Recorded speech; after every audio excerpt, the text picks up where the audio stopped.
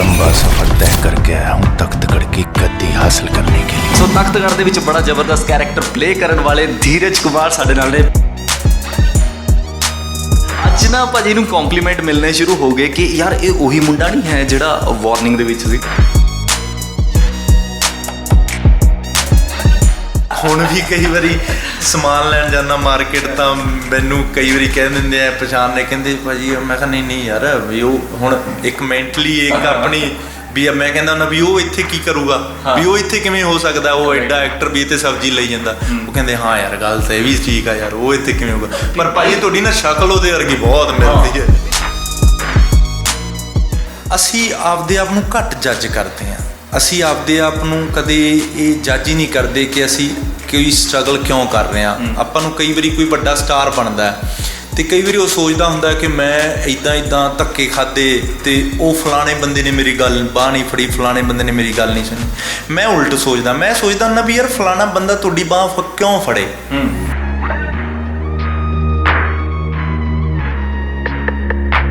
ਮੈਂ ਚਾਹੁੰਦਾ ਸੀ ਮੇਰਾ ਫਾਦਰ ਸਾਹਿਬ ਨਾਲ ਇਸ ਚੀਜ਼ਾਂ ਦਾ ਟਕਰਾਵ ਵੀ ਰਿਹਾ ਬਹੁਤ ਜ਼ਿਆਦਾ।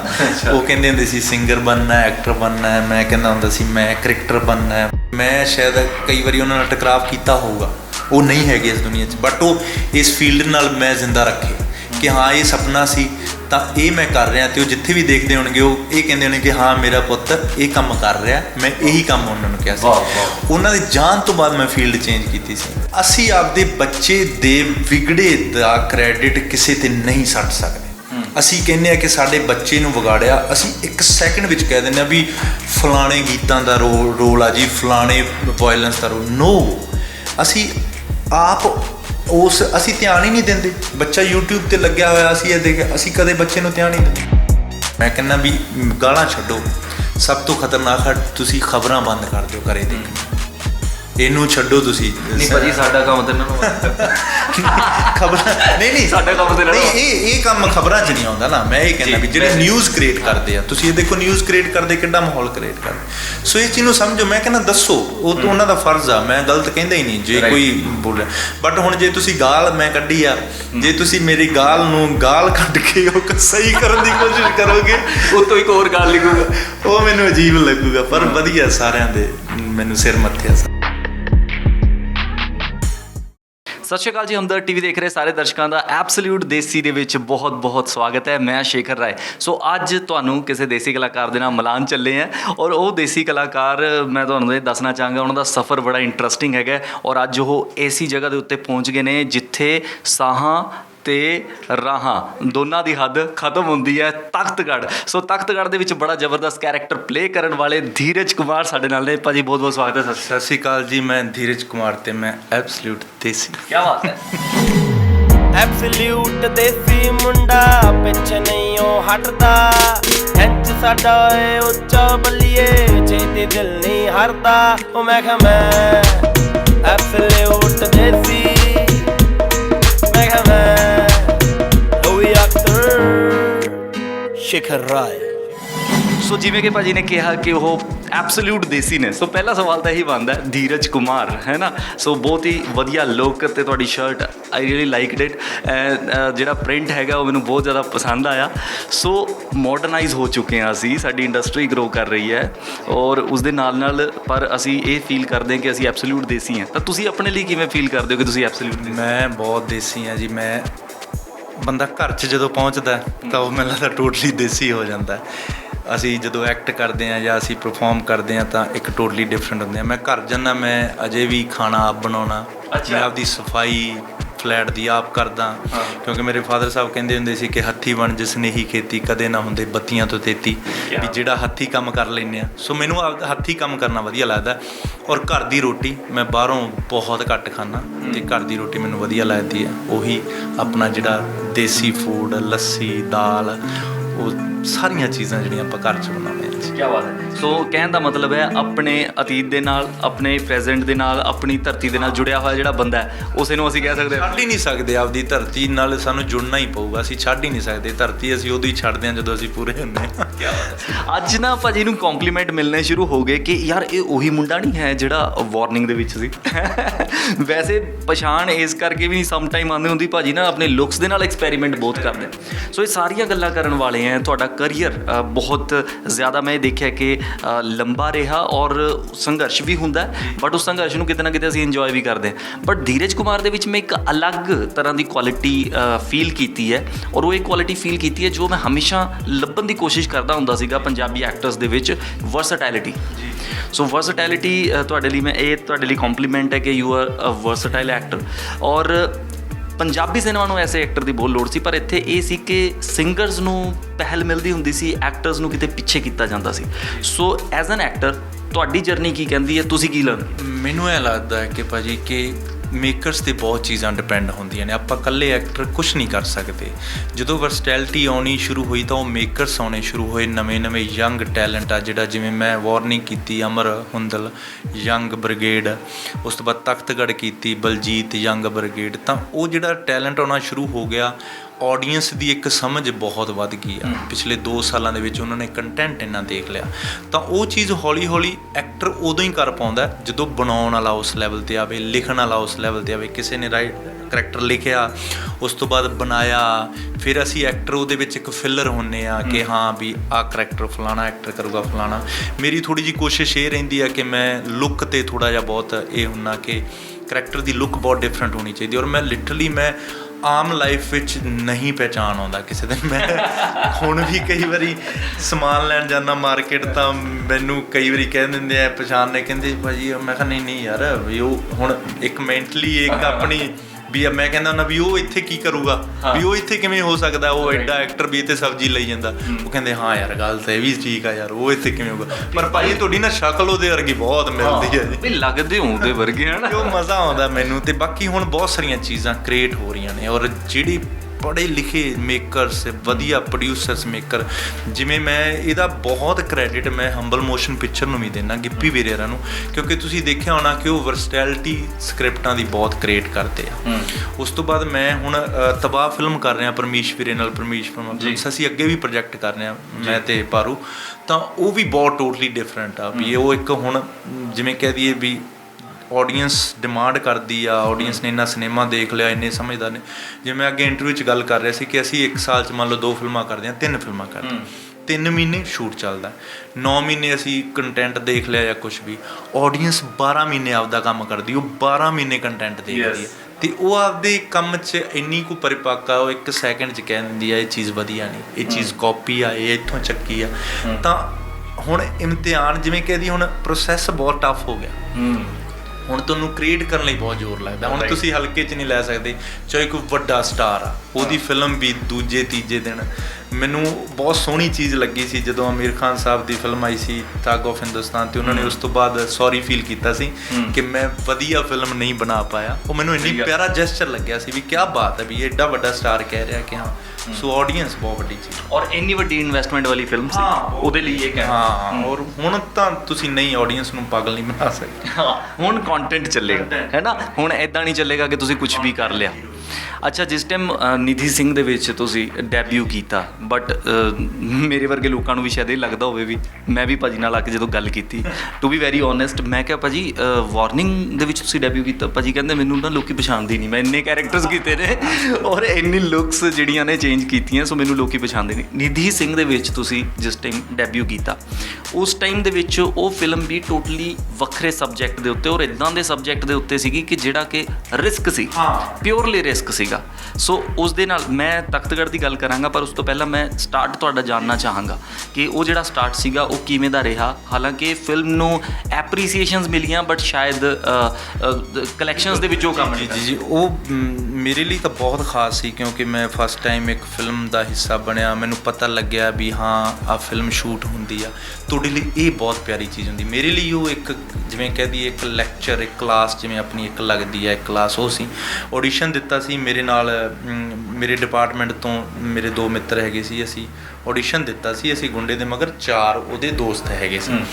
ਤਾਂ ਉਦੋਂ ਆਡੀਸ਼ਨ ਦਿੱਤਾ ਸੀ, ਆਡੀਸ਼ਨ ਵਿੱਚ ਸਿਲੈਕਟ ਹੋਏ ਸੀ। ਅਤੇ ਮੈਨੂੰ ਯਾਦ ਆ ਵੀ ਉਦੋਂ 3500 ਰੁਪਏ 'ਚ ਗੱਲ ਲਈ ਵੀ ਤੁਹਾਨੂੰ ਨਾ ਪਰ ਡੇ ਪਤਾ ਨਹੀਂ 500 ਰੁਪਈਆ ਇੱਦਾਂ ਜੇ ਕਰਕੇ ਹੈਗਾ ਸੀ। ਬਟ ਉਹ ਸਾਨੂੰ ਇਹ ਚੀਜ਼ ਦੀ ਬੜੀ ਬਿਊਟੀ ਸੀ ਵੀ ਹਾਂ ਯਾਰ ਸੈੱਟ 'ਤੇ ਜਾਵਾਂਗੇ, ਕਿਵੇਂ ਫਿਲਮ ਬਣਦੀ ਆ ਉਹ ਦੇਖਾਂਗੇ। ਤਾਂ ਉਹ ਚੀਜ਼ ਨੇ ਮੇਰੀ ਲਾਈਫ ਚੇਂਜ ਕਰਤੀ ਸੀ, ਕਿਉਂਕਿ ਪਹਿਲਾਂ ਮੈਂ ਥੀਏਟਰ ਕਰਦਾ ਸੀ।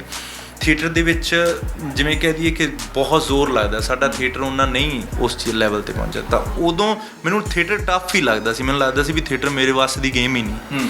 ਤਾਂ ਉਹ ਉਦੋਂ ਮੈਨੂੰ ਲੱਗਿਆ ਕਿ ਯਾਰ ਇਹ ਕੈਮਰਾ ਵਰਕ ਵੀ ਮੈਂ ਸ਼ਾਇਦ ਇਹਨੂੰ ਸਮਝ ਸਕਦਾ, ਅੱਛਾ ਵੀ ਮੈਂ ਕੋਸ਼ਿਸ਼ ਕਰ ਸਕਦਾ। ਤਾਂ ਜਦੋਂ ਪਹਿਲੀ ਚੀਜ਼ ਤੁਹਾਡੇ ਲਈ ਹਮੇਸ਼ਾ ਖਾਸ ਹੁੰਦੀ, ਉਸ ਚੀਜ਼ ਤੋਂ ਫਿਰ ਮੈਨੂੰ ਅੱਗੇ ਹੌਲੀ ਹੌਲੀ ਮੈਨੂੰ ਲੱਗਿਆ ਕਿ ਹਾਂ ਮੈਂ ਇਸ ਚੀਜ਼ ਨੂੰ ਆਪਦਾ ਫੀਲਡ, ਮੇਰੀ ਇਹ ਫੀਲਡ ਆ। ਫਿਰ ਹੌਲੀ ਹੌਲੀ ਲੱਗੇ ਰਹੇ ਜੀ। ਸੋ ਫਿਰ ਅੰਡਰਸਟੈਂਡ ਕਰਨਾ ਸ਼ੁਰੂ ਕੀਤਾ ਕਿ ਹਾਂ ਕਿ ਮੈਂ ਸ਼ਾਇਦ ਕੈਮਰਾ ਲਈ ਬਣਿਆ। ਹਾਂ, ਫਿਰ ਮੈਨੂੰ ਇਹ ਲੱਗਿਆ ਕਿ ਹਾਂ ਮੈਨੂੰ ਇਹ ਕੰਮ, ਮੈਂ ਇਸ ਕੰਮ 'ਚ ਹੀ ਮੈਂ ਜਾਣਾ, ਇਹੀ ਕਰਨਾ। ਫਿਰ ਮੈਨੂੰ ਇੱਦਾਂ ਲੱਗਣ ਲੱਗ ਗਿਆ ਸੀ ਚੀਜ਼। ਐਕਟਿੰਗ ਇੱਕ ਅਜਿਹਾ ਫੀਲਡ ਹੈ ਜਿਹੜਾ ਕਿ ਬਹੁਤ ਅਨਪ੍ਰੈਡਿਕਟੇਬਲ ਵੀ ਹੈ, ਅਨਸਟੇਬਲ ਵੀ ਹੈ। ਚੱਲ ਪਏ ਤਾਂ ਗੱਡੀ ਬੜੀ ਜ਼ਬਰਦਸਤ, ਨਹੀਂ ਤਾਂ ਸੰਘਰਸ਼ ਵੀ ਬਹੁਤ ਹੈ। ਸੋ ਸੰਘਰਸ਼ ਬਾਰੇ ਕੀ ਕਹਿਣਾ ਚਾਹੁੰਦੇ ਹੋ? ਸੰਘਰਸ਼ ਮੈਨੂੰ ਐਂ ਲੱਗਦਾ ਹੁੰਦਾ ਕਿ ਆਪਾਂ ਕਈ ਵਾਰੀ ਕਹਿ ਦਿੰਦੇ ਹਾਂ ਸਟਰਗਲ ਹੈ। ਮੈਂ ਬਹੁਤ ਸਟਰਗਲ ਕੀਤਾ। ਅਸੀਂ ਆਪਦੇ ਆਪ ਨੂੰ ਘੱਟ ਜੱਜ ਕਰਦੇ ਹਾਂ। ਅਸੀਂ ਆਪਦੇ ਆਪ ਨੂੰ ਕਦੇ ਇਹ ਜੱਜ ਹੀ ਨਹੀਂ ਕਰਦੇ ਕਿ ਅਸੀਂ ਕੋਈ ਸਟਰਗਲ ਕਿਉਂ ਕਰ ਰਹੇ ਹਾਂ। ਆਪਾਂ ਨੂੰ ਕਈ ਵਾਰੀ ਕੋਈ ਵੱਡਾ ਸਟਾਰ ਬਣਦਾ ਅਤੇ ਕਈ ਵਾਰੀ ਉਹ ਸੋਚਦਾ ਹੁੰਦਾ ਕਿ ਮੈਂ ਇੱਦਾਂ ਧੱਕੇ ਖਾਧੇ ਅਤੇ ਉਹ ਫਲਾਣੇ ਬੰਦੇ ਨੇ ਮੇਰੀ ਗੱਲ ਬਾਂਹ ਨਹੀਂ ਫੜੀ, ਫਲਾਣੇ ਬੰਦੇ ਨੇ ਮੇਰੀ ਗੱਲ ਨਹੀਂ ਸੁਣੀ। ਮੈਂ ਉਲਟ ਸੋਚਦਾ, ਮੈਂ ਸੋਚਦਾ ਹੁੰਦਾ ਵੀ ਯਾਰ ਫਲਾਣਾ ਬੰਦਾ ਤੁਹਾਡੀ ਬਾਂਹ ਕਿਉਂ ਫੜੇ, ਵੀ ਕਿਉਂ ਫੜੇ, ਵੀ ਤੁਸੀਂ ਐਫਰਟ ਲਾਓ ਚੀਜ਼ਾਂ 'ਤੇ। ਕਿਉਂਕਿ ਸਾਡੇ ਸਾਰੀ ਜਿਵੇਂ ਸ਼ਾਮ ਕੌਸ਼ਲ ਜੀ ਨਾਲ ਮੈਂ ਰੰਗ ਰੂਟ 'ਚ ਐਕਸ਼ਨ ਡਾਇਰੈਕਟਰ ਹੈਗੇ ਸੀ, ਇੰਨੇ ਵੱਡੇ ਨਾਮ ਸ਼ਾਮ ਕੌਸ਼ਲ ਜੀ ਐਕਸ਼ਨ ਡਾਇਰੈਕਟਰ ਸਾਡੇ, ਉਹਨਾਂ ਨਾਲ ਮੈਂ ਰੰਗ ਰੂਟ ਕੀਤੀ ਅਤੇ ਇੱਕ ਸੰਧੂ ਹੁੰਦਾ ਸੀ ਕੀਤੀ। ਉਹ ਇੰਨੀ ਪਿਆਰੀ ਗੱਲ ਕਹਿੰਦੇ ਹੁੰਦੇ ਸੀ, ਮੈਨੂੰ ਬਹੁਤ ਪਿਆਰੀ ਗੱਲ ਲੱਗਦੀ ਹੁੰਦੀ। ਉਹ ਕਹਿੰਦੇ ਹੁੰਦੇ ਸੀ ਕਿ ਇਹ ਬਿਲਕੁਲ ਮੈਟਰ ਨਹੀਂ ਕਰਦਾ ਕਿ ਤੁਸੀਂ ਕਿੰਨੇ ਟੈਲੈਂਟਡ ਹੋ, ਮੈਟਰ ਇਹ ਕਰਦਾ ਤੁਹਾਡੇ ਐਫਰਟ ਕਿੰਨੇ ਇਮਾਨਦਾਰੀ ਨਾਲ ਲੱਗੇ ਆ। ਕਿਉਂਕਿ ਅਸੀਂ ਆਪਦੇ ਆਪ ਨਾਲ ਕਦੇ ਇਮਾਨਦਾਰ ਨਹੀਂ ਹੋ ਪਾਉਂਦੇ। ਅਸੀਂ ਆਪਦੀ ਆਪ ਨੂੰ ਅੱਖਾਂ ਮਿਲਾ ਕੇ ਇਹ ਨਹੀਂ ਕਹਿੰਦੇ ਵੀ ਤੂੰ ਆਹ ਕੰਮ ਵਿੱਚ ਡੈਡ ਸੀ, ਤੂੰ ਲੇਟ ਉੱਠਦਾ, ਤੂੰ ਮਿਹਨਤ ਨਹੀਂ ਕਰਦਾ। ਅਸੀਂ ਨਾ ਗਿਵ ਅਪ ਬਹੁਤ ਜਲਦੀ ਕਰ ਦਿੰਦੇ ਹਾਂ। ਅਸੀਂ ਐਕਸਕਿਊਜ਼ ਬਹੁਤ ਦਿੰਦੇ ਹਾਂ, ਜੀ ਮੈਂ ਐਂ ਨਹੀਂ ਕਰ ਪਾਇਆ, ਫਲਾਣੇ ਨੇ ਮੇਰੇ ਨਾਲ ਐਂ ਕਰਤਾ। ਸਟਰਗਲ ਮੈਨੂੰ ਐਂ ਲੱਗਦਾ ਹੁੰਦਾ ਜਿਹੜਾ ਅਸੀਂ ਕਰ ਰਹੇ ਹੁੰਦੇ ਹਾਂ ਉਹ ਸਟਰਗਲ ਹੁੰਦਾ ਹੀ ਨਹੀਂ, ਉਹ ਤਾਂ ਸਾਡੇ ਆਪਦੇ ਲਈ ਅਸੀਂ ਕਰ ਰਹੇ ਹੁੰਦੇ ਹਾਂ। ਸਟਰਗਲ ਤਾਂ ਉਹ ਹੋ ਗਿਆ ਮੈਂ ਤੁਹਾਡੇ ਲਈ ਕੋਈ ਚੀਜ਼ ਕੀਤੀ ਬਹੁਤ ਦੁਖੀ ਹੋ ਕੇ, ਜਾਂ ਬਹੁਤ ਮੈਂ ਉਸ ਟਾਈਮ 'ਚ ਕੀਤੀ, ਅਤੇ ਉਹ ਸਟਰਗਲ ਆ ਕਿ ਮੈਂ ਤੁਹਾਡੇ ਲਈ ਕੋਈ ਚੀਜ਼ ਕੀਤੀ। ਜਿਹੜੀ ਮੈਂ ਚੀਜ਼ ਆਪਦੇ ਆਪ ਲਈ ਕਹਿਤਾ ਉਹ ਕਿਸੇ 'ਤੇ ਆਸਾਨ ਥੋੜ੍ਹੀ ਆ, ਤੁਹਾਡੇ 'ਤੇ ਆਸਾਨ ਥੋੜ੍ਹੀ ਆ ਵੀ ਮੈਂ ਕਹਾਂ ਜੀ ਮੈਂ ਸਟਰਗਲ ਕੀਤਾ, ਵੀ ਮੈਂ ਕੀਤਾ। ਤੁਸੀਂ ਕਹੋਗੇ ਵੀ ਫਿਰ ਕੀ ਹੋ ਗਿਆ ਤੂੰ ਕੀਤਾ, ਮੈਨੂੰ ਇਹਦਾ ਕੀ ਹੈ, ਤੁਸੀਂ ਆਪਦੇ ਲਈ ਕੀਤਾ। ਸੋ ਉਹ ਟਾਈਮ ਗੋਲਡਨ ਪੀਰੀਅਡ ਹੁੰਦਾ, ਮੈਂ ਹਮੇਸ਼ਾ ਕਹਿੰਦਾ ਉਹ ਮਾੜਾ ਟਾਈਮ ਨਹੀਂ ਹੁੰਦਾ। ਉਹ ਟਾਈਮ ਤੁਹਾਨੂੰ ਬਹੁਤ ਕੁਛ ਬਣਾ ਕੇ ਦਿੰਦਾ, ਉਹ ਟਾਈਮ ਤੁਹਾਨੂੰ ਚਮਕਾਉਂਦਾ। ਤੁਸੀਂ ਧੱਕੇ ਖਾ ਕੇ, ਜਿਵੇਂ ਮੈਂ ਜਦੋਂ ਫਿਲਮ ਲਾਈਨ ਸ਼ੁਰੂ ਕੀਤੀ ਸੀ ਤਾਂ ਇੱਕ ਟਾਈਮ ਇਹੋ ਜਿਹਾ ਵੀ ਹੈਗਾ ਸੀ ਕਿ ਮੈਨੂੰ ਯਾਦ ਹੈਗਾ, ਅੱਜ ਵੀ ਮੈਨੂੰ ਯਾਦ ਆ 2015 ਦਾ 20 ਮਾਰਚ ਮੇਰਾ ਬਰਥਡੇ ਹੁੰਦਾ। ਤਾਂ ਮੈਂ ਦਲੀਆ ਹੁੰਦਾ ਨਾ, ਦਲੀਆ ਤੇ ਕੇਕ ਕੱਟਿਆ ਸੀ। ਹੁਣ ਜੇ ਮੈਂ ਕਹਾਂ ਵੀ ਇਹ ਚੀਜ਼ ਦਾ ਵੀ ਮੈਂ ਕਹੀ ਜਾਵਾਂ ਵੀ ਜੀ ਮੈਂ ਸਟਰਗਲ ਕੀਤਾ ਸੀ, ਹੁਣ ਉਦੋਂ ਮੇਰੇ ਐਫਰਟ ਹੀ ਸ਼ਾਇਦ ਉਸ ਲੈਵਲ ਦੇ ਹੋਣੇ ਕਿ ਮੈਂ ਦਲੀਏ ਤੇ ਕੇਕ ਕੱਟਾਂ। ਜੇ ਅੱਜ ਮੈਂ ਕੇਕ ਕੱਟ ਰਿਹਾ ਮੇਰੇ ਐਫਰਟ ਸ਼ਾਇਦ ਉਸ ਲੈਵਲ 'ਤੇ ਹੋਣ। ਸੋ ਐਫਰਟ ਜ਼ਰੂਰ ਇਮਾਨਦਾਰੀ ਨਾਲ ਰੱਖੋ, ਉਹ ਨਾ ਕਰੋ ਦੂਜਾ ਕਿਸੇ ਨੂੰ ਬਿਨਾਂ ਗੱਲ ਤੋਂ ਭੰਡੀ ਨਾ ਜਾਓ। ਆਪ ਦਾ ਕੰਮ ਕਰੋ, ਫੋਕਸ ਨਾਲ ਕਰੋ ਤੁਸੀਂ ਜੋ ਕਰਨਾ। ਔਰ ਦੂਜੀ ਗੱਲ, ਇਹ ਫੀਲਡ ਉਹ ਫੀਲਡ ਨਹੀਂ ਹੈਗੀ ਕਿ ਸਾਡਾ ਮੁੰਡਾ ਕੁਛ ਨਹੀਂ ਕਰਦਾ ਜੀ ਇਹਨੂੰ ਆਪਦੇ ਨਾਲ ਲੈ ਜਾ। ਇਹ ਫੀਲਡ ਉਵੇਂ ਹੀ ਹੈਗੀ ਜਿਵੇਂ ਡਾਕਟਰ ਬਣਦੇ ਨੇ, ਇਹ ਫੀਲਡ ਉਵੇਂ ਹੀ ਹੈਗੀ ਜਿਵੇਂ ਐਡਵੋਕੇਟ ਬਣਦੇ ਨੇ। ਪੜ੍ਹਨਾ ਪੈਂਦਾ, ਇਹਦੇ ਵੀ ਕੋਰਸ ਹੈਗੇ। ਤਾਂ ਮਤਲਬ ਸੈਲਫ ਲਰਨਿੰਗ ਬਹੁਤ ਵੱਡੀ ਚੀਜ਼ ਹੈ। ਇੱਕ ਤਾਂ 20 ਮਾਰਚ ਨੋਟ ਕਰ ਲਓ ਵੀ, ਠੀਕ ਹੈ, ਭਾਜੀ ਨੇ ਦੱਸਤਾ ਭਾਜੀ ਦਾ ਬਰਥਡੇ ਹੈ ਨਾ। ਸੋ ਬਹੁਤ ਜਣਿਆਂ ਨੂੰ ਪਤਾ ਤੇ ਜਿਹਨਾਂ ਨੂੰ ਨਹੀਂ ਪਤਾ ਨੋਟ ਕਰ ਲਓ। ਅਤੇ ਦੂਜੀ ਗੱਲ ਹੈਗੀ ਭਾਜੀ, ਤੁਸੀਂ ਬਹੁਤ ਖੂਬਸੂਰਤ ਤਰੀਕੇ ਦੇ ਨਾਲ ਸਟਰਗਲ ਨੂੰ ਡਿਫਾਈਨ ਕੀਤਾ ਹੈ ਕਿ ਐਗਜ਼ੈਕਟ ਕੀ ਹੁੰਦਾ। ਔਰ ਮੇਰੇ ਖਿਆਲ ਨਾਲ ਹੁਣ ਤੱਕ ਮੈਂ ਇਹ ਡੈਫੀਨੇਸ਼ਨ ਕਿਸੇ ਤੋਂ ਨਹੀਂ ਸੁਣੀ ਸੀਗੀ। ਔਰ ਤੁਸੀਂ ਇਸ ਮਾਮਲੇ 'ਚ ਬਹੁਤ ਅਲੱਗ ਸੋਚਦੇ ਹੋ, ਔਰ ਜੋ ਅਲੱਗ ਸੋਚ ਰਹੇ ਹੋ ਬਹੁਤ ਪਰਫੈਕਟ ਸੋਚ ਰਹੇ ਹੋ। ਬਿਲਕੁਲ। ਉਹ ਮੈਂ ਹੁਣ ਤੁਸੀਂ ਇਹ ਦੇਖੋ OTT ਦਾ ਦੌਰ ਆ ਗਿਆ, ਇੰਨਾ ਕੰਮ ਹੋ ਰਿਹਾ।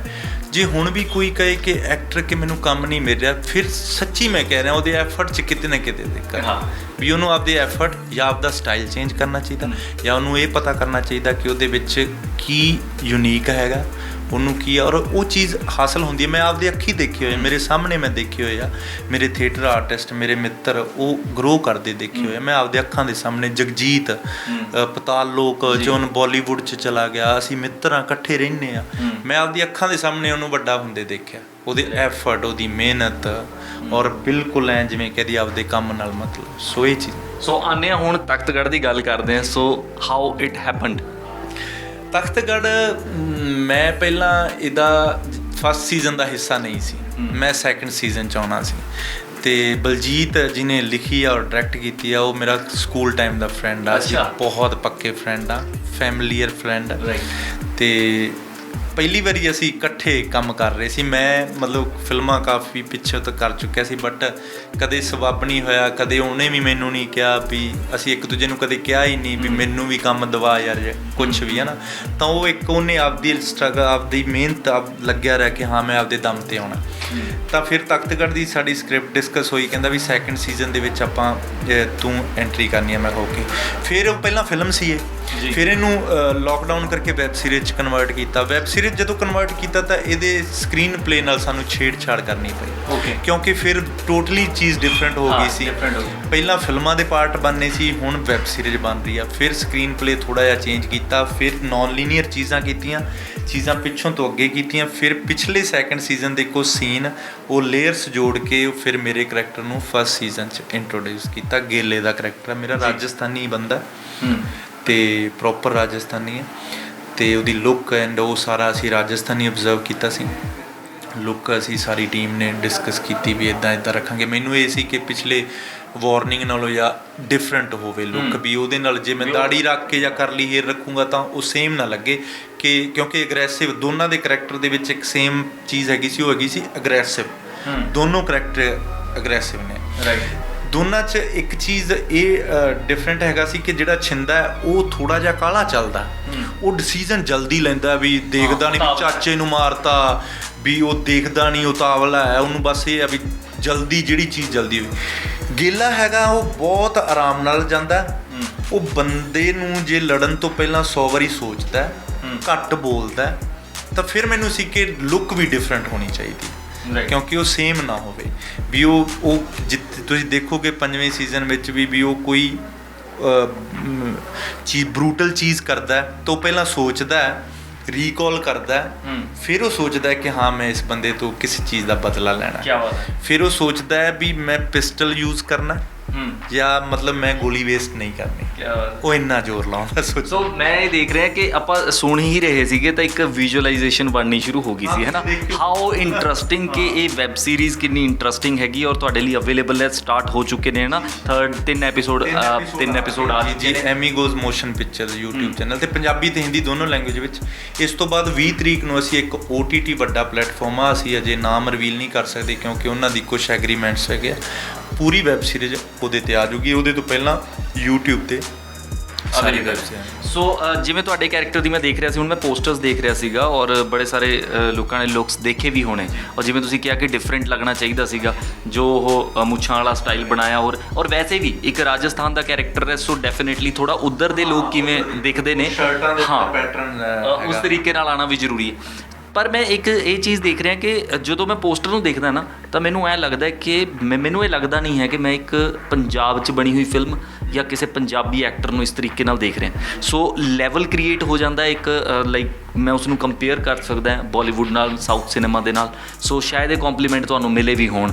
ਸੋ ਅਸੀਂ ਇਹ ਦੇਖ ਰਹੇ ਹਾਂ ਕਿ ਰੀਅਲ ਸਿਨੇਮਾ ਨੂੰ ਹੁਣ ਲੋਕ ਜ਼ਿਆਦਾ ਪਸੰਦ ਕਰ ਰਹੇ ਨੇ, ਯਾਨੀ ਕਿ ਜੋ ਗਰਾਊਂਡ ਰਿਐਲਿਟੀ ਦਿਖਾਉਂਦਾ ਹੈ ਨਾ। ਅਸੀਂ ਮਤਲਬ ਓਵਰ ਐਕਟਿੰਗ ਦੇ ਵਿੱਚ ਜਾਂ ਉਹਦੇ 'ਚ ਨਹੀਂ ਚਾਹੁੰਦੇ।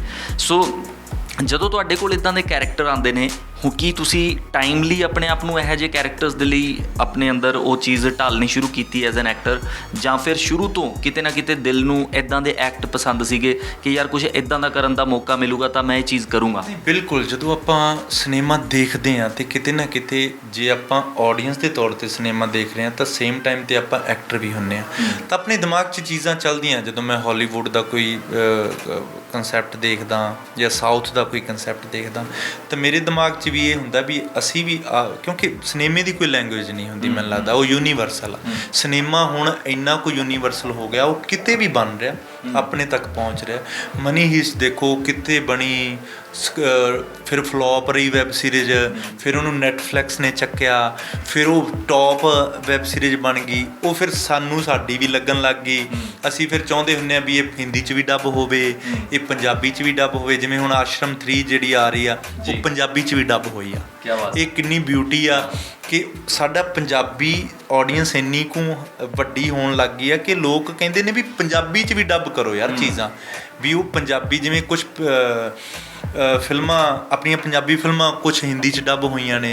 ਦਲਜੀਤ ਵੀਰੇ ਦੀ ਫਿਲਮਾਂ ਮੈਂ ਗਿੱਪੀ ਵੀਰੇ ਦੀਆਂ ਇੱਕ ਦਿਨ TV 'ਚ ਚੱਲ ਰਹੀਆਂ ਸੀ, ਤਾਂ ਉਹ ਚੀਜ਼ਾਂ ਸਾਡੇ ਦਿਮਾਗ 'ਚ ਹੈਗੀਆਂ ਸੀ। ਵੀ ਮੈਨੂੰ ਇਹ ਸੀ ਵੀ ਅਸੀਂ ਬਲਜੀਤ ਤੇ ਅਸੀਂ ਡਿਸਕਸ ਕਰਦੇ ਨੇ ਵੀ ਯਾਰ ਓਨਾ ਹੀ ਜ਼ੋਰ ਲੱਗਦਾ, ਕੈਮਰਾ ਹੁੰਦਾ ਆਪਣੇ ਕੋਲ, ਟੀਮ ਹੁੰਦੀ ਆ, ਆਪਾਂ ਸਕ੍ਰਿਪਟ 'ਤੇ ਕੰਮ ਕਰਕੇ ਹੀ ਕਿਉਂ ਨਾ ਕਰੀਏ, ਹੈ ਨਾ। ਵੀ ਆਪਾਂ ਟਾਈਮ ਪਾਸ ਕਿਉਂ ਕਰੀਏ ਵੀ ਹਾਂ ਸੈੱਟ 'ਤੇ ਸਕ੍ਰਿਪਟ ਲਿਖ ਰਹੇ ਹਾਂ ਵੀ ਇੱਧਰੋਂ ਬੰਦਾ ਕੁੰਡੀ ਲਾ ਲੈਂਦਾ ਉੱਧਰੋਂ ਲਾ ਲੈਂਦਾ ਨਾ।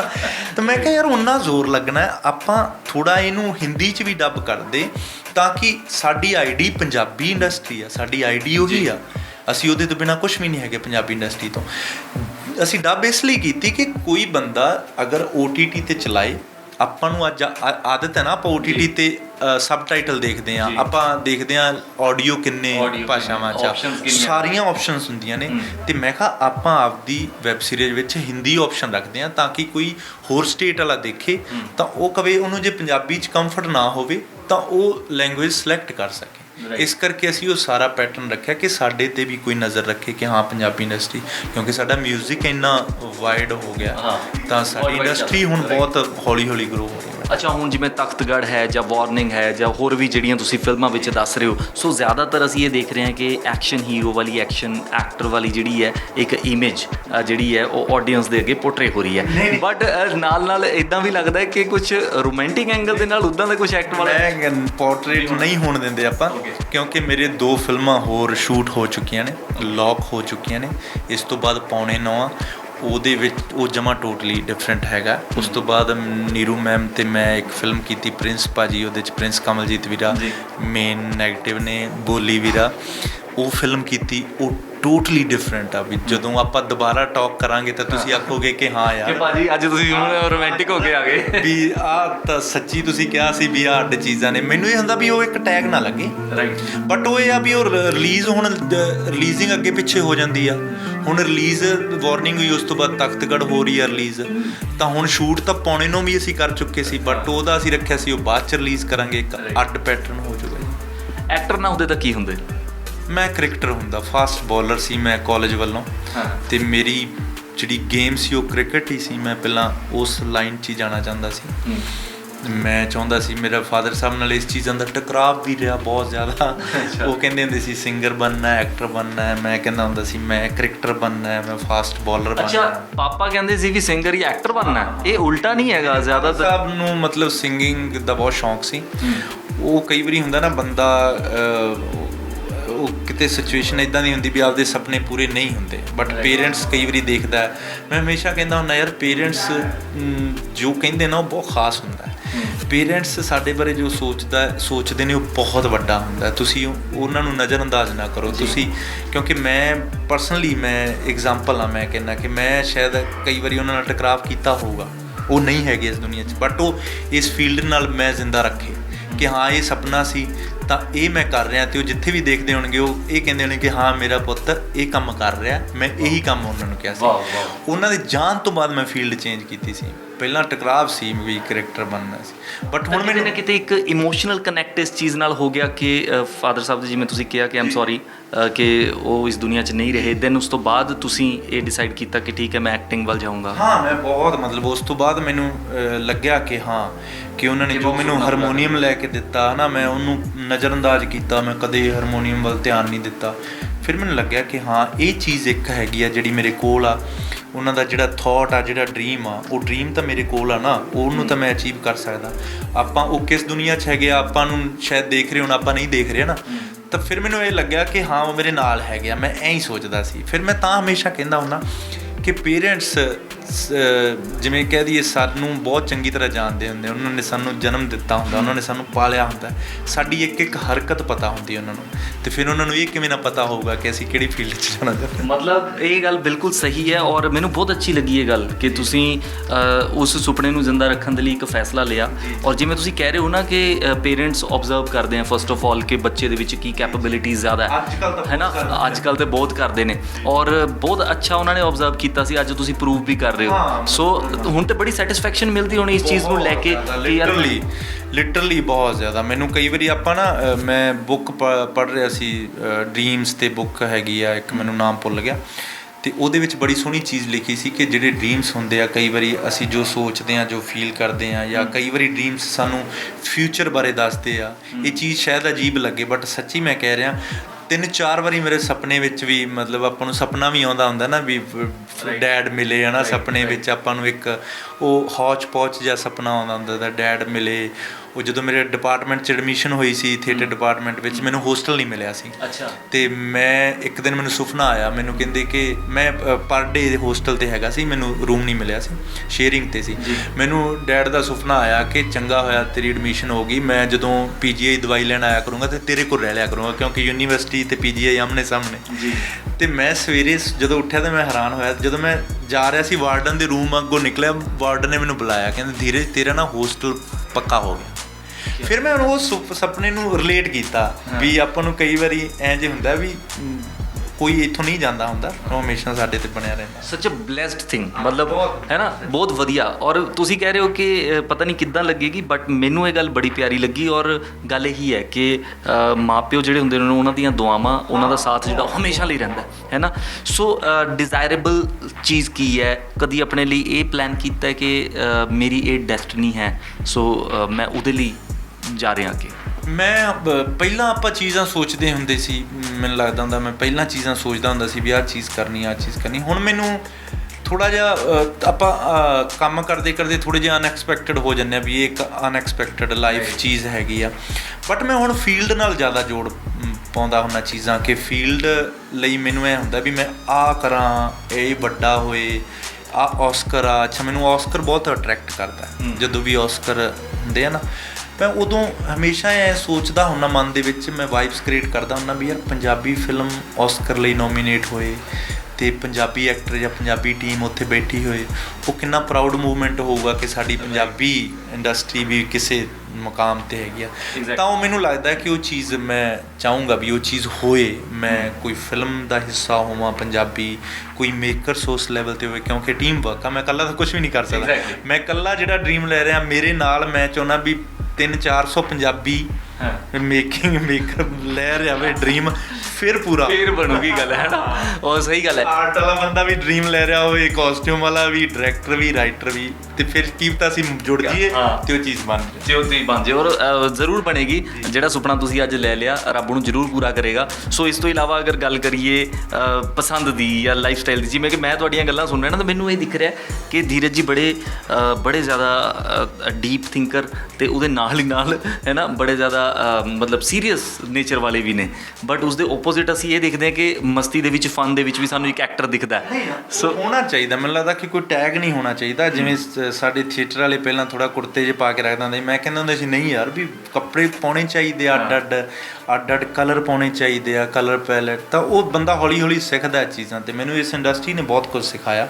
ਜਦੋਂ ਮੈਂ ਇਸ ਇੰਡਸਟਰੀ 'ਚ ਆਇਆ ਤਾਂ ਇੱਕ ਆਪਾਂ ਨੂੰ ਰਹਿਣ ਦਾ ਢੰਗ ਪਤਾ ਲੱਗਦਾ, ਬਟ ਉਹ ਇੱਕ ਅੰਦਰ ਆਪਣੇ ਹੁੰਦੀ ਆ ਚੀਜ਼ ਗਰਾਊਂਡ ਨਾਲ ਜੁੜੀ ਕਿ ਆਪਾਂ ਪਿੰਡੋਂ ਹੀ ਆਏ ਆ, ਅਸੀਂ ਪਿੰਡਾਂ 'ਚੋਂ ਹੀ ਆਏ ਆ, ਖੇਤਾਂ 'ਚੋਂ ਆਏ ਆ, ਖੇਤਾਂ 'ਚ ਕੰਮ ਕੀਤਾ, ਸਾਰੇ ਮੱਝਾਂ ਚਰਾਈਆਂ ਮੈਂ ਬਹੁਤ ਸਾਲ, ਸਾਰੇ ਕੰਮ ਕੀਤੇ ਆ।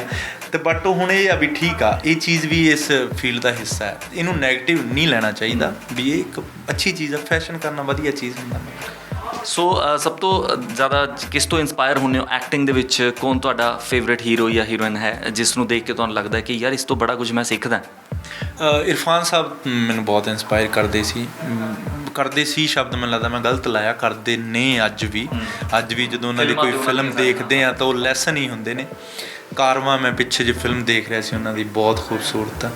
ਔਰ ਪੰਜਾਬੀ ਐਕਟਰਸ ਜਿਹੜੀਆਂ ਹੈਗੀਆਂ, ਮੈਂ ਨੀਰੂ ਮੈਮ ਅਤੇ ਵਾਮਿਕਾ ਮੈਮ ਮੈਨੂੰ ਬਹੁਤ ਇੰਪਰੈਸ ਕਰਦੇ ਆ, ਉਹਨਾਂ ਦਾ ਜਿਹੜਾ ਕੰਮ ਆ। ਔਰ ਨੀਰੂ ਮੈਮ ਤਾਂ ਇੰਨੇ ਸਾਲਾਂ ਤੋਂ ਮਤਲਬ ਉਹਨਾਂ ਨੇ ਆਪਣੇ ਆਪ ਨੂੰ ਮੇਨਟੇਨ ਰੱਖਿਆ, ਟੌਪ 'ਤੇ ਰੱਖਿਆ। ਵਾਮਿਕਾ ਬਹੁਤ ਵਰਸਟਾਈਲ ਐਕਟਿੰਗ ਆ। ਔਰ ਕਿਉਂਕਿ ਹੁਣ ਸਟੋਰੀਆਂ ਲਿਖਣੀਆਂ, ਉਹਨਾਂ ਦੀ ਸੀਰੀਜ਼ ਆਈ ਹੈ ਮਾਈ, ਉਹਦੇ ਵਿੱਚ ਉਹਨਾਂ ਦਾ ਕੈਰੈਕਟਰ ਮਤਲਬ ਉਹ ਦੱਸ ਰਿਹਾ ਬਿਆਨ, ਤੇ ਹੁਣ ਉਹੀ ਆ ਨਾ ਵੀ ਹੁਣ ਜਦੋਂ ਸਟੋਰੀਆਂ ਲਿਖੀਆਂ ਜਾਣ ਲੱਗੀਆਂ ਤਾਂ ਫੀਮੇਲਸ 'ਤੇ ਸਟੋਰੀਆਂ ਲਿਖੀਆਂ ਜਾਣ ਲੱਗੀਆਂ, ਤੇ ਉਹ ਜਦੋਂ ਲਿਖੀਆਂ ਜਾਣ ਲੱਗੀਆਂ ਤਾਂ ਉਹ ਫਿਰ ਵਰਸਟੈਲਿਟੀ ਵੀ ਆਉਂਦੀ ਆ। ਕ੍ਰਸ਼ ਅੱਛਾ ਕਿਆ ਗਿਆ ਪੂਰੀ ਕਰੋ ਜੀ। ਮੈਂ ਉਹੀ ਆ ਵੀ ਜਦੋਂ ਰਾਈਟਰ ਲਿਖਣਗੇ ਤਾਂ ਆਪਣੇ ਆਪ ਸਾਰੀਆਂ ਚੀਜ਼ਾਂ। ਹੁਣ ਭਾਜੀ ਨੂੰ ਟਾਈਮ ਮਿਲ ਗਿਆ, ਹੁਣ ਸੋਚ ਲਿਆ ਹੁਣ ਵੈਸੇ ਕ੍ਰਸ਼ ਕੌਣ ਹੈ? ਕ੍ਰਸ਼ ਤਾਂ ਮੈਂ ਵਿੱਚੋਂ ਜੇ ਮੈਂ ਵੰਡਰ ਵੂਮਨ ਦੇਖੀ ਸੀ ਤੇ ਮੈਨੂੰ ਗੈਲ ਗੈਡੋਟ ਵਧੀਆ ਲੱਗਦੀ ਸੀ, ਤੇ ਬਾਕੀ ਪ੍ਰਿਯੰਕਾ ਚੋਪੜਾ। ਕ੍ਰਸ਼ ਅਸਲ 'ਚੋਂ ਕ੍ਰਸ਼ ਐਂ ਹੋ ਜਾਂਦਾ ਵੀ ਐਕਟਿੰਗ ਦੇਖ ਕੇ ਆਪਾਂ ਨੂੰ ਵੀ ਆਪਾਂ ਸੋਚ ਹੀ ਉਵੇਂ ਪਾਉਂਦੇ ਆ ਨਾ ਵੀ ਇੱਕ ਐਕਟਰ ਦੇ ਤੌਰ 'ਤੇ, ਫਿਰ ਉਹ ਕ੍ਰਸ਼ ਆਪਾਂ ਨੂੰ ਉਹ ਅਦਾਇਗੀ ਐਕਟਿੰਗ ਦੀ। ਤਾਂ ਵੰਡਰ ਵੂਮਨ ਦੇਖੀ ਤਾਂ ਮੈਨੂੰ ਘੈਂਟ ਲੱਗਿਆ ਉਹਨਾਂ ਦਾ ਐਕਸ਼ਨ, ਮਤਲਬ ਉਹ ਉਹਨਾਂ ਨੇ ਜੋ ਪਰਫੋਰਮ ਕੀਤਾ। ਤੇ ਨੀਰੂ ਮੈਮ ਦੇ ਫਿਲਮਾਂ ਦੇਖਦੇ ਆਉਂਦੇ ਸੀ ਤਾਂ ਉਹਨਾਂ ਦੀ ਇੱਕ ਬਿਊਟੀ, ਜਿਵੇਂ ਕਹਿ ਦਈਏ ਉਹਨਾਂ ਦੀ ਇੱਕ ਸਕਰੀਨ ਪ੍ਰੈਜ਼ੈਂਸ, ਉਹ ਬਹੁਤ ਮਤਲਬ ਉਹ ਬਹੁਤ ਪਿਆਰੀ ਲੱਗਦੀ। ਔਰ ਜਦੋਂ ਮੈਂ ਉਹਨਾਂ ਨਾਲ ਫਿਲਮ ਕਰ ਰਿਹਾ ਸੀ ਐਂਡ ਆਈ ਫੀਲ ਬਲੈਸਡ ਕਿ ਹਾਂ ਯਾਰ ਵੀ ਇਹ ਕਿੱਡੀ ਵੱਡੀ ਐਨਰਜੀ ਆ ਕਿ ਮੈਂ ਇੱਕ ਛੋਟਾ ਜਿਹਾ ਆਰਟਿਸਟ ਉਹਨਾਂ ਨਾਲ ਪਰਫੋਰਮ ਕਰ ਰਿਹਾ, ਤਾਂ ਉਹ ਬਹੁਤ ਐਪਰੀਸ਼ੀਏਟ ਕਰਦੇ ਸੀ ਬਹੁਤ। ਉਹਨਾਂ ਦੀ ਹੁਣ ਇੱਕ ਨਵੀਂ ਫਿਲਮ ਆ ਰਹੀ ਹੈ, ਉਸਦਾ ਟ੍ਰੇਲਰ ਰਿਲੀਜ਼ ਹੋਇਆ ਜਦੋਂ ਤਾਂ ਕੋਕਾ, ਤੇ ਮੈਂ ਜਦੋਂ ਟ੍ਰੇਲਰ ਦੇਖਿਆ, ਸੋ ਆਪਾਂ ਰਿਪੋਰਟਸ ਦਿੰਦੇ ਹੁੰਦੇ ਹਾਂ ਨਾ ਚੈਨਲ ਦੇ ਉੱਤੇ, ਸੋ ਮੈਂ ਉਹਦੇ ਵਿੱਚ ਇੱਕ ਲਾਈਨ ਲਿਖੀ ਉਹਨਾਂ ਦੇ ਲਈ, ਨੀਰੂ ਮੈਮ ਦੇ ਲਈ, ਨੀਰੂ ਮੈਮ ਦੇ ਲਈ ਜਦੋਂ ਮੈਂ ਉਹ ਲਾਈਨ ਲਿਖੀ ਤਾਂ ਉਹਦੇ ਵਿੱਚ ਮੈਂ ਇਹ ਚੀਜ਼ ਬੋਲੀ ਕਿ ਪੰਜਾਬੀ ਇੰਡਸਟਰੀ ਨੂੰ ਮੈਮ ਹਜੇ ਤੱਕ ਤੁਹਾਡਾ ਤੋੜ ਨਹੀਂ ਲੱਭਿਆ ਹੈ ਨਾ। ਸੋ ਜੋ ਜਦੋਂ ਸਕਰੀਨ ਦੇ ਉੱਤੇ ਉਹ ਆ ਗਏ ਨਾ, ਜੋ ਉਹਨਾਂ ਦੀ ਸਕਰੀਨ ਪ੍ਰੈਜ਼ੈਂਸ ਹੈਗੀ ਹੈ ਉਹ ਬਹੁਤ ਔਸਮ ਹੈ। ਹਾਲਾਂਕਿ ਸਾਡੇ ਕੋਲ ਹੋਰ ਬਹੁਤ ਐਕਟਰਸਿਸ ਵਧੀਆ ਨੇ, ਜਿਵੇਂ ਵਾਮਿਕਾ ਦੀ ਵੀ ਲੱਗਦਾ ਕਿ ਮੈਂ ਤਾਂ ਹੁਣ ਉਹਨਾਂ ਨਾਲ ਰੀਸੈਂਟ ਫਿਲਮ ਵੀ ਕੀਤੀ। ਉਹ ਇਨਸਾਨ ਬਹੁਤ ਸੱਚੇ ਨੇ, ਬਹੁਤ ਪਿਆਰੇ ਇਨਸਾਨ ਨੇ। ਕਿਉਂਕਿ ਇੱਕ ਤਾਂ ਹੁੰਦਾ ਕਿ ਆਪਾਂ ਸਕਰੀਨ 'ਤੇ ਕਿਸੇ ਨੂੰ ਦੇਖਦੇ ਹਾਂ ਐਕਟਰ ਦੇ ਤੌਰ 'ਤੇ, ਇੱਕ ਹੁੰਦਾ ਪਰਸਨਲ ਲਾਈਫ। ਉਹ ਅਸੀਂ ਪਰਸਨਲ ਲਾਈਫ ਜਦੋਂ ਅਸੀਂ ਐਕਟ ਕਰ ਰਹੇ ਹੁੰਦੇ ਹਾਂ ਤਾਂ ਅਸੀਂ ਫੀਲ ਕਰਦੇ ਹਾਂ ਔਰ ਜਦੋਂ ਸੈੱਟ 'ਤੇ ਆਉਂਦੇ ਆ, ਜਦੋਂ ਟੇਕ ਨਹੀਂ ਹੋ ਰਿਹਾ ਤਾਂ ਉਹ ਕਿਵੇਂ ਬਿਹੇਵ ਕਰ ਰਹੇ, ਉਹ ਸਾਰੀਆਂ ਚੀਜ਼ਾਂ ਓਬਜ਼ਰਵ ਕਰਦੇ ਹਾਂ। ਔਰ ਬਹੁਤ ਪਿਆਰੇ ਇਨਸਾਨ, ਟਾਈਮ 'ਤੇ ਆਉਣਾ, ਫਿਲਮ ਮਤਲਬ ਉਹਨਾਂ ਮੂਵਮੈਂਟ ਮੈਨੂੰ ਬਹੁਤ ਪਿਆਰੀ ਲੱਗੀ। ਜਦੋਂ ਪਹਿਲੇ ਦਿਨ ਸਾਡਾ ਨਾ ਫੋਟੋ ਸ਼ੂਟ ਸੀ ਮੇਰਾ ਤੇ ਮੈਮ ਦਾ, ਕਿਉਂਕਿ ਉਹ ਹਸਬੈਂਡ ਵਾਈਫ ਅਸੀਂ ਬਣੇ ਹੋਏ ਆ, ਤਾਂ ਫੋਟੋ ਸ਼ੂਟ ਸੀ ਜਿਹੜਾ ਅੰਦਰ ਲੱਗਣੇ ਸੀ। ਇੱਕ ਮਿੰਟ ਇੰਟਰਪਟ ਕਰ ਰਿਹਾ, ਹਸਬੈਂਡ ਵਾਈਫ ਦਾ ਤੁਹਾਡਾ ਰੋਲ ਹੈਗਾ ਔਰ ਇੰਨਾ ਮੈਡਮ ਕਰਕੇ ਕਿਵੇਂ ਸੀਨ ਦਿੱਤੇ ਤੁਸੀਂ?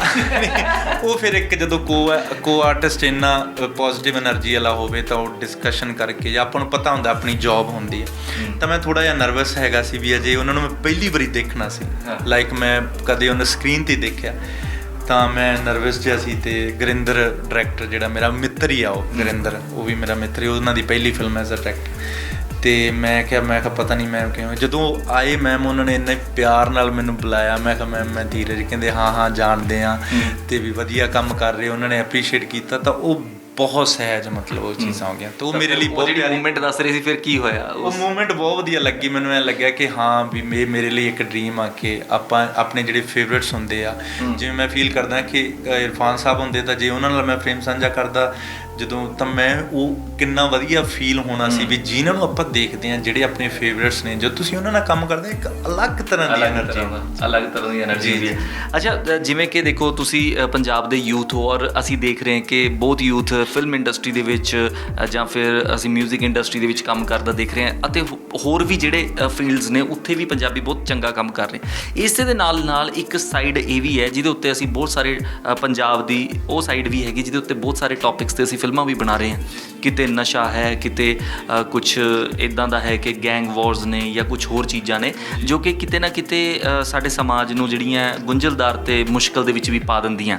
ਸਪੈਸ਼ਲੀ ਮੈਂ ਨਸ਼ੇ ਦੀ ਗੱਲ ਕਰਨੀ ਚਾਹਾਂਗਾ ਇੱਥੇ ਕਿ ਕਿਉਂਕਿ ਤੁਸੀਂ ਜਦੋਂ ਆਈਡਲ ਬਣ ਜਾਂਦੇ ਹੋ ਨਾ ਤਾਂ ਤੁਹਾਨੂੰ ਬਹੁਤ ਸਾਰੇ ਲੋਕ ਫੋਲੋ ਕਰ ਰਹੇ ਹੁੰਦੇ, ਤੁਹਾਨੂੰ ਦੇਖ ਰਹੇ ਹੁੰਦੇ ਨੇ, ਸੋ ਉਹ ਤੁਹਾਡੀ ਗੱਲ ਨੂੰ ਸੁਣਦੇ ਨੇ, ਸੀਰੀਅਸ ਲੈਂਦੇ ਨੇ। ਸੋ ਤੁਹਾਡਾ ਕੀ ਟੇਕ ਹੈਗਾ ਇਸ ਦੇ ਉੱਤੇ? ਤੁਸੀਂ ਕੀ ਸੁਜੈਸਟ ਕਰਨਾ ਚਾਹੋਗੇ ਯੂਥ ਨੂੰ ਕਿ ਅਗਰ ਉਸ ਚੀਜ਼ 'ਚੋਂ ਬਾਹਰ ਆਉਣਾ ਚਾਹਣ, ਜੋ ਤਾਂ ਮੈਡੀਕਲ ਪ੍ਰੋਸੈਸ ਨੇ ਉਹ ਤਾਂ ਹੈ ਹੀ ਨੇ, ਉਸ ਤੋਂ ਇਲਾਵਾ ਜਾਂ ਉੱਧਰ ਨਾ ਹੀ ਜਾਣ, ਤਾਂ ਕੀ ਸੁਜੈਸ਼ਨ ਹੋਏਗਾ ਤੁਹਾਡਾ ਉਹਨਾਂ ਨੂੰ? ਮੈਂ ਸਭ ਤੋਂ ਪਹਿਲਾਂ ਇਹ ਚੀਜ਼ ਫੀਲ ਕਰਦਾ, ਮੈਂ ਆਪ ਵੀ ਸਟੂਡੈਂਟ ਰਿਹਾ, ਯੂਨੀਵਰਸਿਟੀ 'ਚ ਪੜ੍ਹਿਆ, ਕਾਲਜ 'ਚ ਪੜ੍ਹਿਆ, ਔਰ ਘਰੋਂ ਸਾਨੂੰ ਬਹੁਤ ਸਾਰੀਆਂ ਚੀਜ਼ਾਂ ਮਿਲਦੀਆਂ ਨੇ। ਮਤਲਬ ਮੈਂ ਇਹ ਮੰਨਦਾ ਕਿ ਸਭ ਤੋਂ ਪਹਿਲਾ ਜਿਹੜਾ ਕੰਮ ਹੁੰਦਾ ਉਹ ਘਰਦਿਆਂ ਦਾ, ਕਿ ਬੱਚੇ ਨਾਲ ਬਿਹੇਵ ਕੀ ਕਰਨਾ। ਤੁਸੀਂ ਖੁਦ ਵੀ ਫੀਲ ਕਰੋਗੇ, ਮੈਨੂੰ ਲੱਗਦਾ ਤੁਸੀਂ ਰੀਕਾਲ ਕਰੋ ਕਿ ਘਰ ਤੋਂ ਕਿਵੇਂ ਤੁਹਾਨੂੰ ਬਿਹੇਵ ਕੀਤਾ ਗਿਆ, ਘਰ ਵਾਲਿਆਂ ਨੇ ਤੁਹਾਨੂੰ ਕਿਵੇਂ ਰੱਖਿਆ ਗਿਆ। ਸਭ ਤੋਂ ਪਹਿਲਾ ਪੁਆਇੰਟ ਹੈਗਾ ਸਾਡੇ ਪੇਰੈਂਟਸ। ਮੇਰੇ ਮੋਮ ਡੈਡ, ਮੇਰੇ ਫਾਦਰ ਸਾਹਿਬ ਸਾਨੂੰ 4 ਵਜੇ ਉਠਾਉਂਦੇ ਹੁੰਦੇ ਸੀ। ਉਹ ਸਾਨੂੰ ਕਹਿੰਦੇ ਹੁੰਦੇ ਸੀ ਉੱਠੋ, ਉਹ ਸਾਨੂੰ ਕਹਿੰਦੇ ਹੁੰਦੇ ਸੀ ਆਪਦਾ ਕੰਮ ਆਪ ਕਰੋ, ਆਪਦਾ ਬਿਸਤਰਾ ਆਪ ਵਿਛਾਓ, ਆਪਦੇ ਭਾਂਡੇ ਆਪ ਚੱਕੋ, ਭਾਂਡੇ ਚੱਕੋ, ਖਾਣਾ ਪਾਓ, ਤੁਹਾਡੀ ਮੋਮ ਨੇ ਖਾਣਾ ਨਹੀਂ ਪਾ ਕੇ ਦੇਣਾ, ਤੁਸੀਂ ਆਪ ਕਰੋ। ਉਹਦੇ ਨਾਲ ਕੀ ਹੁੰਦਾ ਕਿ ਤੁਹਾਡੇ ਵਿੱਚ ਆਪਣੇ ਆਪ ਹੀ ਇੱਕ ਚੀਜ਼ ਆਉਣੀ ਸ਼ੁਰੂ ਹੋ ਜਾਂਦੀ ਕਿ ਤੁਸੀਂ ਆਪਦੇ ਡਿਪੈਂਡੈਂਸੀ। ਅਸੀਂ ਆਪਦੇ ਬੱਚੇ ਦੇ ਵਿਗੜੇ ਦਾ ਕ੍ਰੈਡਿਟ ਕਿਸੇ ਤੇ ਨਹੀਂ ਸੱਟ ਸਕਦੇ। ਅਸੀਂ ਕਹਿੰਦੇ ਹਾਂ ਕਿ ਸਾਡੇ ਬੱਚੇ ਨੂੰ ਵਿਗਾੜਿਆ, ਅਸੀਂ 1 ਸੈਕਿੰਡ ਵਿੱਚ ਕਹਿ ਦਿੰਦੇ ਹਾਂ ਵੀ ਫਲਾਣੇ ਗੀਤਾਂ ਦਾ ਰੋਲ ਆ ਜੀ, ਫਲਾਣੇ ਵਾਇਲੈਂਸ ਦਾ ਰੋਲ। ਨੋ, ਅਸੀਂ ਆਪ ਅਸੀਂ ਧਿਆਨ ਹੀ ਨਹੀਂ ਦਿੰਦੇ। ਬੱਚਾ YouTube 'ਤੇ ਲੱਗਿਆ ਹੋਇਆ, ਅਸੀਂ ਇਹ ਦੇਖ, ਅਸੀਂ ਕਦੇ ਬੱਚੇ ਨੂੰ ਧਿਆਨ ਨਹੀਂ ਦਿੰਦੇ। ਮੇਰਾ ਭਤੀਜਾ, ਮੈਂ ਉਹਨਾਂ ਨਾਲ ਰਹਿ ਰਿਹਾ, ਮੈਂ ਆਪਦੇ ਭਤੀਜੇ ਨੂੰ ਪਾਰਕ ਲੈ ਕੇ ਜਾਂਦਾ ਸ਼ਾਮ ਨੂੰ ਜਦੋਂ ਮੈਂ ਫ੍ਰੀ ਹੁੰਦਾ। ਮੈਂ ਉਹਨੂੰ ਚਾਹੇ ਗੱਲ ਨਹੀਂ ਵੀ ਸਮਝ ਲੱਗਦੀ, ਮੈਂ ਫਿਰ ਵੀ ਉਹਦੇ ਨਾਲ ਗੱਲ ਕਰਨਾ। ਉਹਨੂੰ ਮੈਂ ਕਹਿੰਦਾ ਕਿ ਤੂੰ ਬਰਤਨ ਚੱਕ ਕੇ ਲਿਆ, ਆਪਾਂ ਰੋਟੀ ਖਾਂਦੇ ਹਾਂ, ਅਤੇ ਉਹ ਸਾਰੀਆਂ ਚੀਜ਼ਾਂ ਕਰਦੇ। ਇੱਕ ਤਾਂ ਇਹ ਪੁਆਇੰਟ ਹੋ ਗਿਆ। ਦੂਸਰਾ ਪੁਆਇੰਟ ਮੈਂ ਕਹਿੰਦਾ ਕਿ ਤੁਸੀਂ ਕਿਸੇ ਨੂੰ ਫੋਲੋ ਕਰਦੇ ਹੋ, ਤੁਸੀਂ ਇਸ ਚੀਜ਼ ਨੂੰ ਸਮਝੋ ਕਿ ਇੱਕ ਜੌਬ ਹੈ। ਇਸ ਚੀਜ਼ ਨੂੰ ਪਲੀਜ਼ ਪਹਿਲਾਂ ਸਮਝੋ। ਮੈਂ ਕਹਿੰਦਾ ਫੋਲੋ ਕਰਨ ਵਾਲੇ ਬਹੁਤ ਸਾਰੀਆਂ ਚੀਜ਼ਾਂ ਹੈਗੀਆਂ ਨੇ, ਬਹੁਤ ਵੱਡੇ ਵੱਡੇ ਸੰਤ ਮਹਾਤਮਾ, ਸਾਡੇ ਗੁਰੂ, ਕਿੰਨੇ ਫੋਲੋ ਕਰਨ ਵਾਲੇ। ਉਸ ਤੋਂ ਵੱਡੀ ਬਾਣੀ ਤੋਂ ਵੱਡੀ ਕੀ ਚੀਜ਼ ਹੋ ਸਕਦੀ?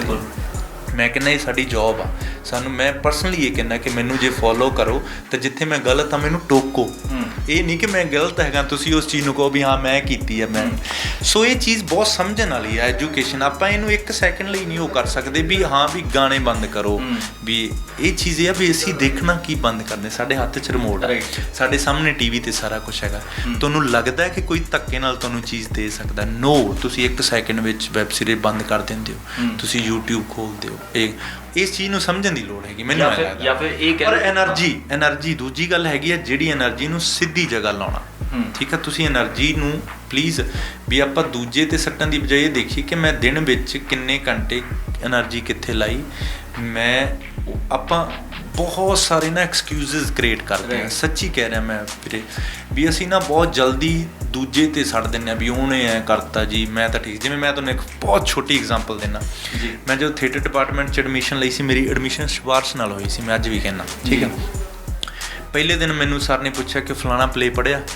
ਮੈਂ ਕਿਹਾ ਜੀ ਫਲਾਣਾ ਪਲੇ ਪੜ੍ਹਿਆ। 3-4 ਮੇਰੇ ਗੁਰੂ ਜੀ ਮਹਿੰਦਰ ਸਰ, ਉਹ ਬਹੁਤ ਕਮਾਲ ਦੇ ਪ੍ਰੋਫੈਸਰ, ਉਹਨਾਂ ਨੇ ਮੈਨੂੰ ਪੁੱਛਿਆ। ਮੈਂ ਕਿਹਾ ਜੀ ਮੈਂ ਤਾਂ ਬਾਰਡਰ ਤੋਂ ਆਉਣਾ ਜੀ, ਮੇਰਾ ਪਿੰਡ ਬਾਰਡਰ 'ਤੇ ਆ, ਸਾਡੇ ਕੋਈ ਲਾਇਬ੍ਰੇਰੀ ਨਹੀਂ ਹੈਗੀ, ਮੈਂ ਤਾਂ ਜੀ ਪੜ੍ਹਨ, ਸਾਡੇ ਉੱਥੇ ਕੋਈ ਪੜ੍ਹਨ ਨੂੰ ਹੀ ਨਹੀਂ ਹੈਗਾ। ਉੱਥੇ ਮੈਂ ਇਹ ਰਿਅਲਾਈਜ਼ ਕਰਾ ਰਿਹਾ ਵੀ ਮੈਂ ਤਾਂ ਪੜ੍ਹਨਾ ਚਾਹੁੰਦਾ ਸੀ, ਵੀ ਸਾਡੇ ਲਾਇਬ੍ਰੇਰੀ ਹੈ ਨਹੀਂ ਸੀ, ਅਸੀਂ ਤਾਂ ਬਾਰਡਰ ਤੋਂ ਆਉਣੇ ਆ। ਇਹ ਹੁੰਦੇ ਨੇ ਐਕਸਕਿਊਜ਼। ਉਹਨਾਂ ਨੇ ਮੈਨੂੰ ਬਹੁਤ ਸੋਹਣਾ ਜਵਾਬ ਦਿੱਤਾ, ਕਹਿੰਦੇ ਬੇਟਾ ਆਜ ਸੇ ਸ਼ੁਰੂ ਕਰਦੇ। ਜਦੋਂ ਇੰਨੀ ਗੱਲ ਬੋਲੀ ਮੈਨੂੰ ਅੱਜ ਵੀ ਯਾਦ ਹੈਗੀ ਆ ਵੀ ਕਿੱਡੀ ਗੱਲ ਆ, ਕੈਸੀ ਗੱਲ ਆ। ਵੀ ਬੰਦਾ ਕਹਿੰਦਾ ਵੀ ਛੱਡ ਦੇ, ਢੂਈ ਮਾਰ, ਤੇਰੇ ਲਾਇਬ੍ਰੇਰੀ ਨਹੀਂ ਹੈਗੀ ਸੀ, ਤੂੰ ਨਹੀਂ ਪੜ੍ਹਿਆ ਸੀ, ਤੂੰ ਅੱਜ ਤੋਂ ਸ਼ੁਰੂ ਕਰ। ਮੈਂ ਕਹਿੰਦਾ ਵੀ ਜਿੱਥੇ ਵੀ ਮੇਰੇ ਸਾਰੇ ਦੋਸਤ ਹੈਗੇ ਆ, ਜੇ ਕਿਤੇ ਉਹ ਅਟਕੇ ਹੋਏ ਆ, ਕਿਤੇ ਰੁਕੇ ਹੋਏ ਆ, ਕਿਤੇ ਉਹਨਾਂ ਕੋਲ ਐਕਸਕਿਊਜ਼ ਹੈਗੇ, ਉੱਥੋਂ ਹੀ ਸ਼ੁਰੂ ਕਰ ਦਿਓ ਜੀ, ਉੱਥੋਂ ਹੀ ਛੱਡਣਾ ਸ਼ੁਰੂ ਕਰ ਦਿਓ। ਉੱਥੋਂ ਹੀ ਦੇਖੋ ਕਿ ਹਾਂ ਮੈਂ ਆਹ ਚੀਜ਼ ਛੱਡਣੀ ਆ। ਇਹ ਸ਼ੁਰੂ ਕਰਨ ਤੇ ਆ। It's never to be late, ਹੈ ਨਾ, ਮਤਲਬ ਇਹ ਕਦੀ ਨਹੀਂ ਹੈ, ਕਦੀ ਵੀ ਸ਼ੁਰੂਆਤ ਕਰ ਸਕਦੇ ਹੋ ਤੁਸੀਂ। ਸੋ ਅੱਜ ਜੇ ਸਮਝ ਆ ਗਈ ਹੈ ਤਾਂ ਅੱਜ ਹੀ ਸ਼ੁਰੂ ਕਰ। ਹਾਂ ਜੀ, ਬਸ ਸਹੀ। ਸੋ ਬਹੁਤ ਵਧੀਆ ਤੁਸੀਂ ਇਹ ਗੱਲਾਂ ਕਹੀਆਂ ਨੇ, ਔਰ ਮੇਰੇ ਖਿਆਲ ਨਾਲ ਜਿਹੜੀ ਤੁਸੀਂ ਪਰਵਰਿਸ਼ ਵਾਲੀ ਗੱਲ ਕਹੀ ਹੈ ਉਹ ਬਹੁਤ ਜ਼ਿਆਦਾ ਸਹੀ ਹੈ। ਔਰ ਕਿਤੇ ਨਾ ਕਿਤੇ ਘਰਾਂ ਦੇ ਕਲੇਸ਼ ਹੁੰਦੇ ਨੇ, ਜਾਂ ਫਿਰ ਅਸੀਂ ਜਦੋਂ ਬਚਪਨ 'ਚ ਬੱਚਾ ਕੁਝ ਕਰਦਾ ਉਦੋਂ ਅਸੀਂ ਮਜ਼ਾਕ ਬਣਾ ਲੈਂਦੇ ਕਿ ਦੇਖੋ ਦੇਖੋ ਐਂ ਕਰ ਰਿਹਾ, ਤੇ ਬਾਅਦ 'ਚੋਂ ਸੀਰੀਅਸ ਹੋ ਜਾਂਦਾ। ਹਾਂ, ਓਬਜ਼ਰਵ ਨਹੀਂ ਕਰਦੇ। ਸੋ ਬਹੁਤ ਵਧੀਆ ਲੱਗਿਆ, ਬਹੁਤ ਸਿਆਣੀਆਂ ਗੱਲਾਂ ਹੋਈਆਂ ਭਾਜੀ ਤੁਹਾਡੇ ਨਾਲ। ਅੱਛਾ, ਇੱਕ ਗੱਲ ਤੁਹਾਡੇ ਤੋਂ ਹੋਰ ਪੁੱਛਣੀ ਹੈ, ਜਿਵੇਂ ਹੁਣ ਤਖਤਗੜ੍ਹ ਦੇ ਵਿੱਚ ਅਸੀਂ ਦੇਖ ਰਹੇ ਰਹੇ ਹਾਂ ਕਿ ਇੰਨੀ ਕੁ ਰਿਐਲਿਟੀ ਸ਼ੋਅ ਕਰ ਦਿੱਤੀ ਕਿ ਜੋ ਐਕਚੁਅਲ ਦੇ ਵਿੱਚ ਜਿੱਦਾਂ ਦੇ ਕੈਰੈਕਟਰਸ ਨੇ ਇੱਦਾਂ ਦੇ ਕੈਰੈਕਟਰ ਜਦੋਂ ਗੱਲ ਕਰਦੇ ਨੇ ਸੋ ਉਹਦੇ ਵਿੱਚ ਮੈਂ ਸਿੱਧਾ ਹੀ ਬੋਲਾਂਗਾ ਕਿ ਕੁਝ ਗਾਲਾਂ ਦਾ ਫਲੇਵਰ ਵੀ ਆ ਗਿਆ। ਸੋ ਇਹ ਚੀਜ਼ ਮੈਂ ਨਾ ਗਿੱਪੀ ਬਾਈ ਜੀ ਤੋਂ ਉਦੋਂ ਪੁੱਛੀ ਜਦੋਂ ਵਾਰਨਿੰਗ ਦੇ ਵਿੱਚ, ਤਾਂ ਉਹਨਾਂ ਨੇ ਕਿਹਾ ਸੀ ਵੀ ਅਸੀਂ ਬੜਾ ਬੈਲੈਂਸ ਕਰਕੇ ਕੀਤਾ ਔਰ ਅਗਰ ਅਸੀਂ ਕੁਝ ਇਹੋ ਜਿਹਾ ਕਰ ਦਾਂਗੇ ਤਾਂ ਸਾਨੂੰ ਪੰਜਾਬੀ ਆਡੀਅנס ਸ਼ਾਇਦ ਕੁਐਸਚਨ ਵੀ ਰੇਜ਼ ਕਰ ਦੂਗੀ। ਸੋ ਮੈਂ ਅੱਜ ਤੁਹਾਡੇ ਤੋਂ ਪੁੱਛਣਾ ਚਾਹੁੰਦਾ ਕੀ ਤੁਹਾਨੂੰ ਲੱਗਦਾ ਹੈ ਕਿ ਇੱਕ ਸਪੋਰਟਿਵ ਕੰਟੈਂਟ ਬਣ ਗਿਆ ਕਿ ਹਾਂ ਇੱਕ ਚੀਜ਼ ਕੰਟੈਂਟ ਨੂੰ ਚਲਾਉਣ ਦਾ, ਜਾਂ ਫਿਰ ਸਿਰਫ ਇਸ ਕਰਕੇ ਹੈ ਉਹ ਪਾਰਟ ਕਿਉਂਕਿ ਉਹ ਰਿਐਲਿਟੀ ਨੂੰ ਪੇਸ਼ ਕਰ ਰਹੇ?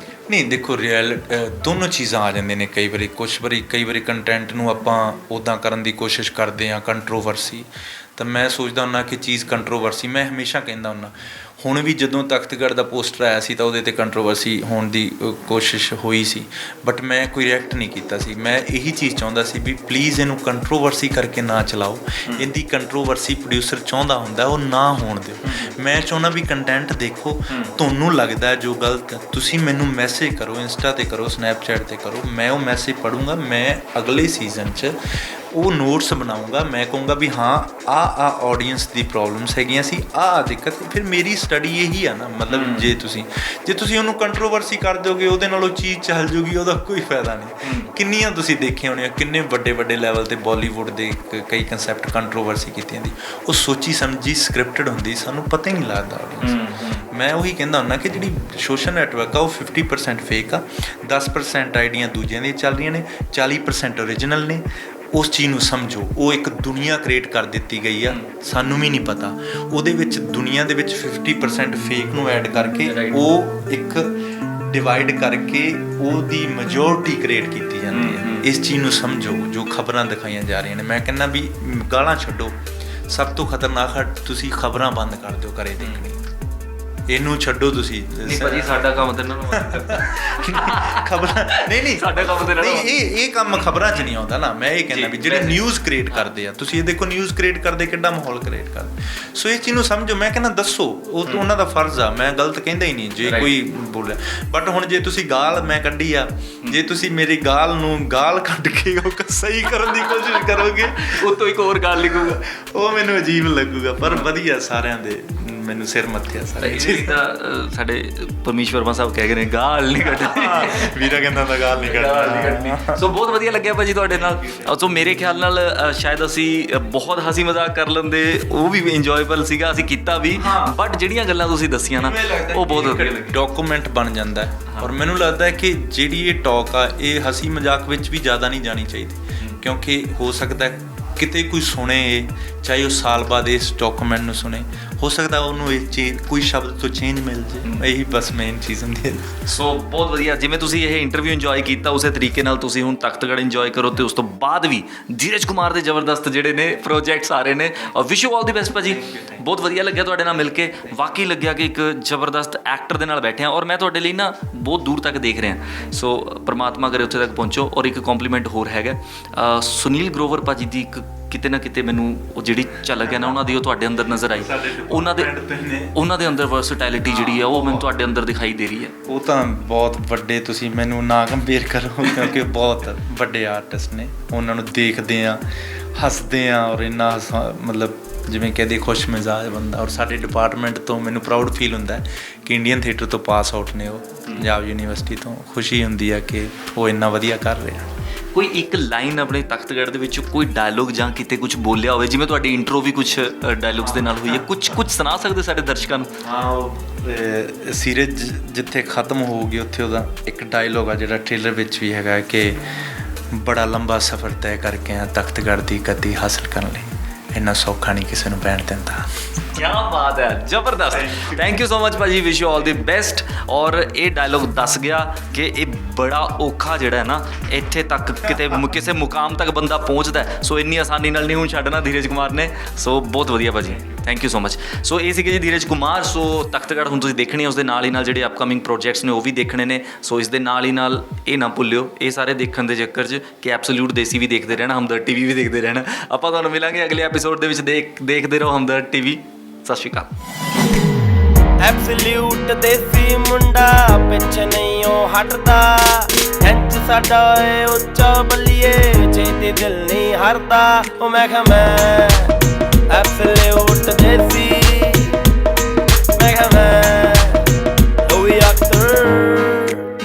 शेखर राय।